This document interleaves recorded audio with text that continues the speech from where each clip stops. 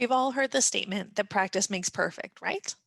However, the truth is that it's really good practice or intentional practice that makes for good outcomes. Otherwise, we're just making motions with no clear direction. Hello, I'm Amanda Coorough from the University of Wisconsin-Madison Division of Extension. On today's Parenting Behind the Behavior, I'll be sharing another weekly session from our I Can Problem Solve developed by Dr. Myrna Shure. Remember, you can find out more about this program by going to our I Can Problem Solve website or by attending Raising a Thinking Child classes offered in a county near you by Extension educators throughout Wisconsin. Families that learn, build, and sustain the skills of problem solving with their children over time understand that it takes patience and practice to achieve long-term success. Patience with themselves and patience with their children as they find that daily balance between self-care and opportunities for learning with their children. Not every moment will be perfect, but it's in those imperfect moments that sometimes we learn the most about being patient and kind. Practice is also very important in that part of the problem-solving process. Childhood has a unique way of providing your child with multiple opportunities for practicing their problem-solving skills. It's important as parents that we don't take away those opportunities for our children to practice those skills as often as they need to become competent and confident problem solvers. Remember, the goal is to teach them how to think, not what to think, and that we need to reinforce this by praising their problem-solving process, not the solutions they come up with to solving their problems.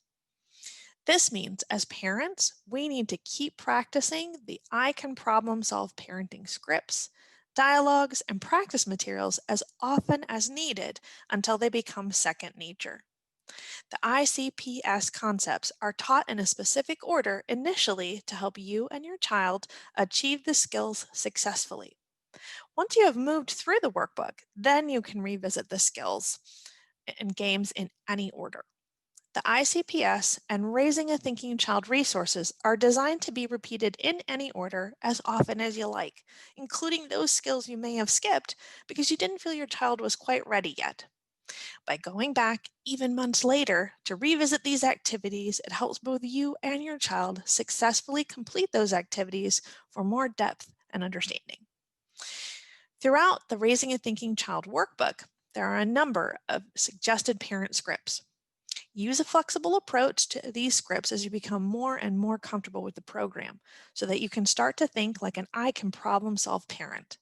Once you fully understand the I can problem solve model, and if you are feeling creative, you and your child can even develop your own games and activities to help build on your child's learning. There may be times when you feel yourself wandering away from what you've learned through raising a thinking child. That's normal, and it happens to all of us on our parenting journey. It's hard to attend to any new set of skills with 100% attention indefinitely. When this happens and you start to see a shift in your child's behavior and some old patterns returning, or you're reacting by doing the thinking for your child, or you can see or hear yourself reacting to your child instead of responding to them, take a moment to pause and recognize where you're at. Rather than self-criticize and feel like raising a thinking child programming doesn't work for you or your child, reflect on what you and your child need to get back on track. Oftentimes, it's as easy as turning the next interaction into an I can problem solve opportunity. Both you and your child will remember your skills and be back in the groove in no time, like riding a bike. However, like riding a bike, it takes a willingness to put the time into practicing in the beginning and getting skilled at it, so that if you set the skills down for a while or get off track, you can easily pick them back up when you need them and move forward with confidence. I want to thank you for joining me today, and I wish you every success as you continue learning and growing alongside your children every day. I hope you'll join us again next week for another Parenting Behind the Behavior.